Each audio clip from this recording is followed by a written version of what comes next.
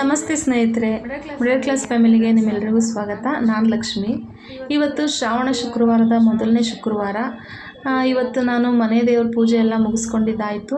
ಇವತ್ತಿಗೆ 5ನೇ ವಾರದ ವೈಭವ ಲಕ್ಷ್ಮಿ ವ್ರತನ ನಾನು ಮಾಡ್ತಾಯಿದ್ದೀನಿ. ಇವತ್ತು ನಾನು ಪೂಜೆನ ಹೆಂಗೆಲ್ಲ ಮಾಡಿದ್ದೀನಿ ಅಂದರೆ ಪ್ರತಿಯೊಂದೂ ನಾನು ತೋರಿಸಿದ್ದೀನಿ. ವಿಧಿ ವಿಧಾನ, ಕಳಶಕ್ಕೆ ಏನು ಹಾಕ್ತೀನಿ ಮತ್ತು ಯಾವ ಥರ ಮಾಡ್ತೀನಿ ಅದನ್ನೆಲ್ಲ ತೋರಿಸಿದ್ದೀನಿ.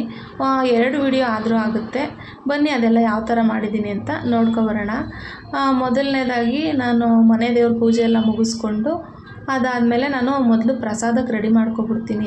ಯಾಕೆ ಅಂದರೆ ಮಧ್ಯದಲ್ಲಿ ಎದ್ದೇಳ್ತಾ ಇರಬಾರ್ದು. ಪೂಜೆ ಕೂತ್ಮೇಲೆ ಮಧ್ಯ ಎದ್ದೇಳಬಾರ್ದು. ಹಾಗಾಗಿ ನಾನು ಮೊದಲೇ ಪ್ರಸಾದಕ್ಕೆ ರೆಡಿ ಮಾಡಿಕೊಂಡು ತೊಗೊಂಬಂದು ಒಂದು ಕಡೆ ಇಟ್ಕೊಂಡ್ಬಿಡ್ತೀನಿ. ಪ್ರಸಾದ ಎಲ್ಲ ರೆಡಿ ಮಾಡಿ ಇಟ್ಕೊಂಡಾದಮೇಲೆ ಇವಾಗ ಕಳಶ ಪ್ರತಿಷ್ಠಾಪನೆ ಮಾಡೋಣ ಅಂದ್ಕೊಂಡು ಕೂತ್ಕೊಂಡಿದ್ದೀನಿ. ಅದಕ್ಕೋಸ್ಕರ ಅಲ್ಲಿರೋ ಕಾಯಿನ್ಸ್ಗಳೇನೆಂದರೆ ಅದು 5 ರೂಪಾಯಿ ಹಿತ್ತಾಳೆ ಕಾಯಿನ್ಸ್ಗಳು. ಅದನ್ನು ನಾನು ಎಲ್ಲ ಲಕ್ಷ್ಮೀ ಪೂಜೆಗಳಿಗೆ ಅದನ್ನೇ ನಾನು ಇಟ್ಕೊಂಡು ಪೂಜೆ ಮಾಡ್ತಾಯಿರ್ತೀನಿ. ಅದೆಲ್ಲ ಹಿತ್ತಾಳೆ ಕಾಯಿನ್ಸು, 5 ರೂಪಾಯಿ ಕಾಯಿನ್ಸು.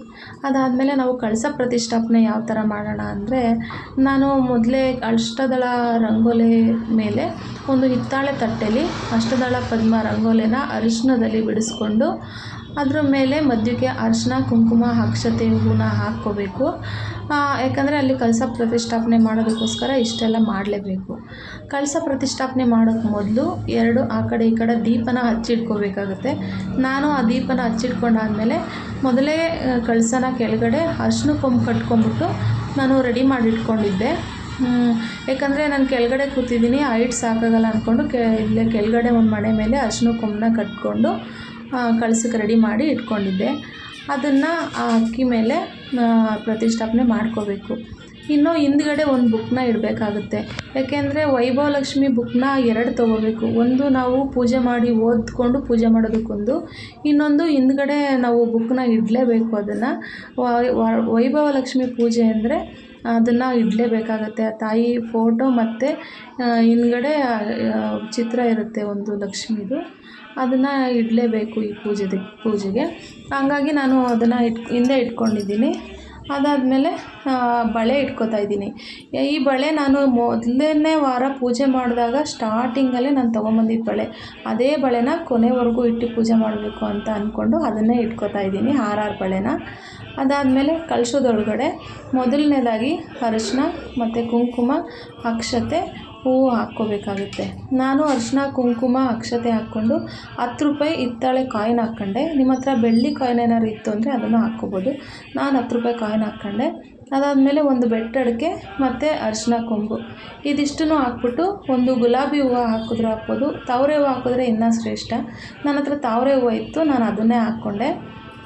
ಅದಾದಮೇಲೆ 5 ವೀಳ್ಯದೆಲೆ ಇಟ್ಕೋಬೇಕಾಗುತ್ತೆ ಕಳಶ ಪ್ರತಿಷ್ಠಾಪನೆ ಮಾಡೋಕ್ಕೆ. ಮಾವಿನ ಎಲೆನೂ ಇಟ್ಕೋತಾರೆ. ನನಗೆ ವೀಳ್ಯದೆಲೆನೇ ತುಂಬ ಇಷ್ಟ. ನಾನು ಅದಕ್ಕೆ ವೀಳ್ಯದೆಲೆನೇ ಇಟ್ಕೊಂಡು ಕಳಶಕ್ಕೆ ಅಲಂಕಾರ ಮಾಡ್ಕೋತಾ ಇದ್ದೀನಿ. ಏನಂದರೆ ಈ ವೈಭವ ಲಕ್ಷ್ಮಿ ವ್ರತ ಮಾಡೋದು ಅಷ್ಟು ಸುಲಭ ಅಲ್ಲವೇ ಅಲ್ಲ. ನಿಜವಾಗ್ಲೂ ನಾನು ಎಷ್ಟು ವರ್ಷದಿಂದ ಅಂದ್ಕೊಂಡು ಈ ವರ್ಷ ನನಗೆ ಮಾಡೋ ಅದೃಷ್ಟನ ಸಿಕ್ಕಿದೆ ನನಗೆ. ಏನೋ ಎಲ್ಲ ದೇವರಿಚ್ಛೆ. ಅದಾದಮೇಲೆ ಒಂದು ಬಟ್ಲಲ್ಲಿ ಅಕ್ಕಿನ ತೊಗೋಬೇಕಾಗುತ್ತೆ. ಒಬ್ಬರೊಬ್ಬರು ತೆಂಗಿನಕಾಯಿ ಕೂಡ ಇಟ್ಬಿಟ್ಟು ಕಳಶನ ಪೂಜೆ ಮಾಡ್ತಾರೆ ವೈಭವ ಲಕ್ಷ್ಮಿ ಅಂತ ಅಂದ್ಕೊಂಡು. ನಾನು ಒಂದಷ್ಟು ಯೂಟ್ಯೂಬಲ್ಲಿ ಒಂದಷ್ಟು ವೀಡಿಯೋ ನೋಡಿದ್ದೀನಿ, ಒಂದಿಬ್ಬರನ್ನ ಫಾಲೋ ಮಾಡ್ತೀನಿ. ಅವ್ರು ಯಾವ ಥರ ತೋರಿಸಿದ್ದಾರೆ, ಅವ್ರು ಹೆಂಗೆ ಮಾಡಿದ್ದಾರೆ ಅದೇ ಥರನೇ ನಾನು ಮಾಡ್ತಾಯಿರೋದು. ಅವ್ರು ತುಂಬ ಚೆನ್ನಾಗಿ ಹೇಳ್ತಾರೆ, ನಂಗೆ ತುಂಬ ಇಷ್ಟ ಅವ್ರ ವೀಡಿಯೋಗಳೆಲ್ಲ. ಹಾಗಾಗಿ ಅವ್ರು ಹೆಂಗೆ ಮಾಡಿದ್ದಾರೆ ಅದೇ ಥರನೇ ನಾನು ಮಾಡ್ತಾಯಿದ್ದೀನಿ. ಒಂದು ಬಟ್ಲಲ್ಲಿ ಅಕ್ಕಿ ಹಾಕ್ಕೊಂಡು ಅದಕ್ಕೆ ಅರಿಶಿನ, ಕುಂಕುಮ, ಅಕ್ಷತೆ, ಹೂವನ್ನ ಹಾಕ್ಕೊಂಡು ಅದರೊಳಗಡೆ ನಾರಾಯಣನ ವಿಗ್ರಹ ಇದ್ದರೆ ಲಕ್ಷ್ಮೀನಾರಾಯಣ ವಿಗ್ರಹ ಇದ್ದರೆ ತುಂಬ ಒಳ್ಳೆಯದು. ನಾರಾಯಣನ ವಿಗ್ರಹಕ್ಕೆ ಅಲಂಕಾರ ಮಾಡಿಕೊಂಡು ಪ್ರತಿಷ್ಠಾಪನೆ ಮಾಡಿ, ಮತ್ತು ಲಕ್ಷ್ಮೀ ವಿಗ್ರಹಕ್ಕೂ ಅಲಂಕಾರ ಮಾಡಿಕೊಂಡು ಪ್ರತಿಷ್ಠಾಪನೆ ಮಾಡಿ, ನಾರಾಯಣನ ಎಡಗಡೆ ಲಕ್ಷ್ಮಿ ಬರಬೇಕು ಆ ಥರ ಪ್ರತಿಷ್ಠಾಪನೆ ಮಾಡ್ಕೊತಾ ಇದ್ದೀನಿ.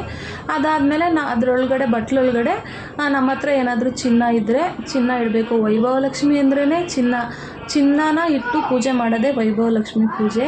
ನನ್ನ ಹತ್ರ ಇದ್ದಷ್ಟು ನಾನು ಇಟ್ಟಿದ್ದೀನಿ. ಅದು ಎಷ್ಟಿತ್ತು ಅಂತ ಆ ದೇವರಿಗೆ ಗೊತ್ತು. ಆ ಚಿನ್ನ ಮತ್ತು ನಮ್ಮ ಮನೇಲಿ ಎಷ್ಟು ಜನ ಇರ್ತಾರೋ ಅಷ್ಟು ಕಾಯಿನ್ಗಳನ್ನ ಇಡಬೇಕು. ಒಂದೇ ಥರ ಕಾಯಿನ್ಗಳನ್ನ ಇಡಬೇಕು. ನಾನು ಆ ಕಾಯಿನ್ಗಳನ್ನ ಮತ್ತು ಒಂದು ಸ್ವಲ್ಪ ಚಿನ್ನನ ಇಟ್ಬಿಟ್ಟು ಪ್ರತಿಷ್ಠಾಪನೆ ಮಾಡಿ ಹೂವಿನಲ್ಲಿ ಅಲಂಕಾರ ಮಾಡಿಕೊಂಡೆ. ಮತ್ತು ಗಣೇಶನ ಹತ್ರ ಗರಿಕೆ ಇಡಬೇಕಲ್ಲ, ಗರಿಕೆ ಇಡೋದಕ್ಕೆ ಅದು ಗರಿಕೆ ಸ್ವಲ್ಪ ತುಂಬ ದೊಡ್ಡದಾಗಿರೋದ್ರಿಂದ ಸಾಕಾಗಲಿಲ್ಲ. ಹಾಗಾಗಿ ಸ್ವಲ್ಪ ಪಕ್ಕದಲ್ಲೇ ಇಟ್ಕೋತಾ ಇದ್ದೀನಿ. ವಿಗ್ರಹ ಎಲ್ಲ ಇಟ್ಟಾದಮೇಲೆ ಗರಿಕೆನ ಇಟ್ಟು ಆಮೇಲೆ ನಾರಾಯಣನಿಗೆ ತುಳಸಿ ಇಲ್ಲದೆ ಇರೋವಂಥ ಪೂಜೆ ಸಲ್ಲದೇ ಇಲ್ವಂತೆ. ಹಂಗಾಗಿ ತುಳಸಿ ನಮ್ಮ ಮನೇಲಿ ತುಂಬ ಜಾಸ್ತಿನೇ ತಂದಿದ್ದರು, ಆದರೆ ಅಲ್ಲಿ ಚಿಕ್ಕದಾಗಿರೋದ್ರಿಂದ ಜಾಗ ಜಾಸ್ತಿ ಇಡೋದಕ್ಕಾಗಲಿಲ್ಲ. ತುಳಸಿನ ಇಟ್ಕೊಂಡು ಅದ್ರ ಮೇಲೆ ಹೂವನ್ನ ಇಟ್ಕೊಂಡು ಅಲಂಕಾರ ಮಾಡ್ಕೋತಾ ಇದ್ದೀನಿ. ಈ ವೈಭವಲಕ್ಷ್ಮಿ ಪೂಜೆನ ನಾನು ಸುಮಾರು 10 ವರ್ಷಗಳಿಂದ ಮಾಡಬೇಕು ಅಂದ್ಕೊಂಡೇ ಬರ್ತಾಯಿದ್ದೀನಿ. ಮಾಡೋಕ್ಕೆ ಆಗ್ತಿರಲಿಲ್ಲ, ಒಂದು ಬುಕ್ ತೊಗೊಳಕ್ಕೂ ನನ್ನ ಕೈಲಿ ಆಗ್ತಿರಲಿಲ್ಲ.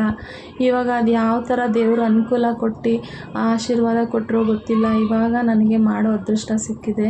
ಇಷ್ಟರ ಮಟ್ಟಿಗೆ ನಾನು ಮಾಡ್ತಾಯಿದ್ದೀನಿ ಪೂಜೆನ. ದೇವರು ಎಲ್ರಿಗೂ ಒಳ್ಳೇದು ಮಾಡಲಿ. ಎಲ್ಲರೂ ಕೂಡ ಮಾಡಬೇಕು ಅಂತ ಆಸೆ ಇರುತ್ತೆ, ಆದರೆ ಎಲ್ಲರಿಗೂ ಆಗಲ್ಲ. ಒಂದೊಂದು ಸಲ ಎಲ್ಲ ಇದ್ದು ಕೂಡ ಮಾಡೋಕ್ಕಾಗಲ್ಲ, ಏನೂ ಇಲ್ಲದವರು ಕೂಡ ಮಾಡ್ತಾರೆ.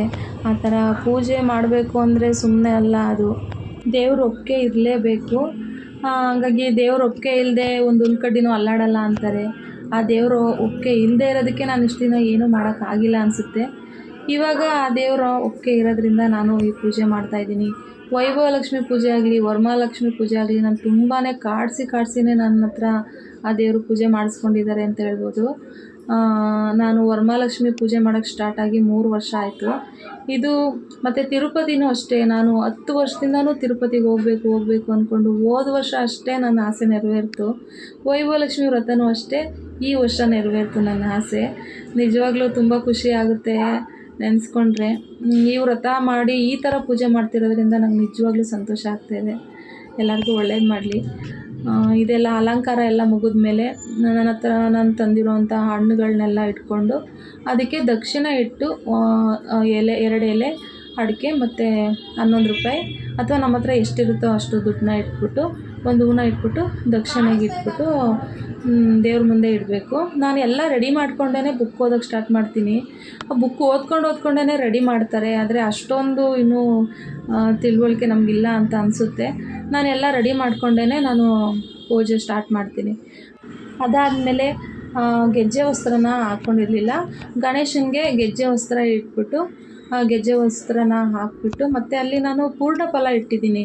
ಪೂರ್ಣ ಫಲ ಯಾಕೆ ಅಂದರೆ ನಾವು ಈ ವ್ರತನ ಮುಂದೆ ಮುಂದುವರ್ಸ್ಕೊಂಡು ಹೋಗ್ತೀವಿ ಅಂತ ಒಂದು ಸಂಕೇತ ಅಂತೆ. ಆ ಬುಕ್ಕಲ್ಲೂ ಕೂಡ ಅದೇ ಥರನೇ ಇದೆ. ಹಾಗಾಗಿ ನಾನು ಪ್ರತಿ ವಾರನೂ ಒಂದೊಂದು ಪೂರ್ಣ ಫಲನ ಇಡ್ತೀನಿ. ಪೂಜೆಗೆ ಸಪ್ರೇಟ್ ತೆಂಗಿನಕಾಯಿನ ಹೊಡಿತೀನಿ. ಆ ಥರ ಒಂದು ಪೂರ್ಣ ಫಲನ ಇಟ್ಕೊಂಡು ಕಳಶಕ್ಕೂ ಕೂಡ ಗೆಜ್ಜೆ ವಸ್ತ್ರನ ಹಾಕ್ಕೊಂಡೆ. ಗೆಜ್ಜೆ ವಸ್ತ್ರ ಎಲ್ಲ ಹಾಕ್ಕೊಂಡಾದ್ಮೇಲೆ ಪೂಜೆ ಸಿದ್ಧತೆ ಪೂರ್ತಿ ಎಲ್ಲ ಮುಗೀತು. ಕಳಶಕ್ಕೆ ರೆಡಿ ಆಯಿತು, ದೀಪ ರೆಡಿ ಆಯಿತು, ಪ್ರತಿಯೊಂದು ರೆಡಿ ಆಗಾದಮೇಲೆ ಇನ್ನೇನು ಪೂಜೆನ ಶುರು ಮಾಡಬೇಕು. ಅದನ್ನು ಬುಕ್ ಓದ್ಕೊಂಡು ಯಾವ ಥರ ಮಾಡ್ತೀನಿ, ಯಾವ್ಯಾವ ಟೈಮಲ್ಲಿ ಯಾವ್ಯಾವ ಥರ ಬುಕ್ನ ಓದ್ಕೊಂಡು ಏನೇನು ಓದ್ಬಿಟ್ಟು ಮಾಡ್ತೀನಿ ಅನ್ನೋದನ್ನು ನೆಕ್ಸ್ಟ್ ವೀಡಿಯೋದಲ್ಲಿ ತೋರಿಸ್ತೀನಿ ಸ್ನೇಹಿತರೆ. ಯಾಕೆಂದರೆ ತುಂಬಾ ಲಾಂಗ್ ವಿಡಿಯೋ ಆಗಿಬಿಡುತ್ತೆ, ನಿಮಗೂ ನೋಡೋಕ್ಕೆ ಬೇಜಾರಾಗುತ್ತೆ, ಬೋರ್ ಆಗಿಬಿಡುತ್ತೆ.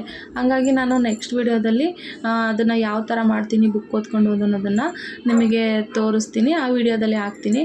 ವಿಡಿಯೋ ಇಷ್ಟ ಆಗ್ತಾಯಿದ್ರೆ ಲೈಕ್ ಮಾಡಿ, ಸಬ್ಸ್ಕ್ರೈಬ್ ಮಾಡ್ಕೊಂಡು ನೋಡಿ ಸ್ನೇಹಿತರೆ, ಸಪೋರ್ಟ್ ಮಾಡಿ. ಹೋಗಿ ಬರಲಾ.